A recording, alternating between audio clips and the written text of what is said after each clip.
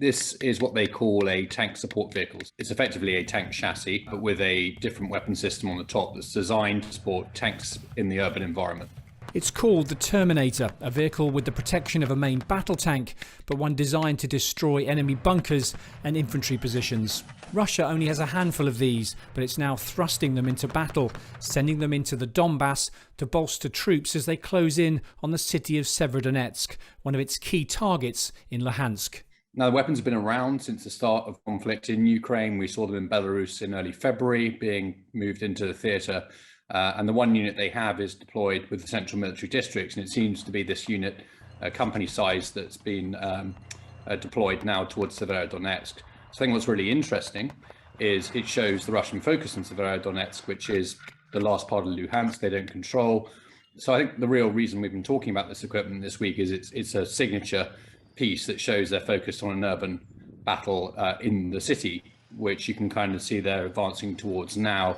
The Terminator's been around since 2005 and is based on the hull of the T-72 tank. The version in Ukraine is known as the T-2.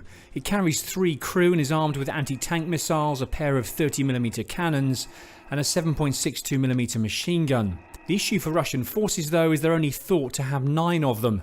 Moscow developed the Terminator after taking heavy losses in Afghanistan and Chechnya, and there isn't really a direct NATO equivalent. The US Army has the M3 cavalry fighting vehicle based on the Bradley, but it also carries troops. There's also the Striker, an 8-wheeled armoured fighting vehicle, but that too isn't strictly a tank support vehicle like the Terminator.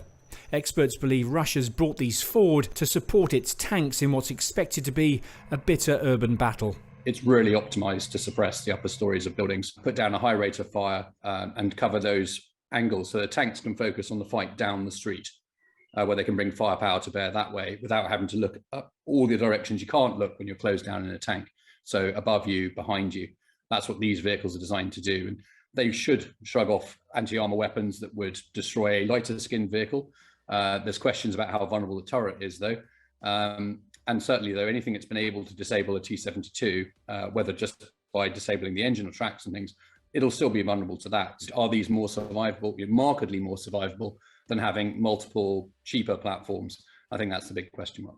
Reports suggest Ukrainian forces are continuing to destroy Russian tanks, older T-72s and the latest T-90Ms, many of them with British-made missiles, including Javelins and now Brimstone. The arrival of the Terminator seen as an attempt to bolster the Kremlin's forces for a final push into Luhansk, a chance to claim some small victory in a war that's not gone well. Simon Newton, Forces News.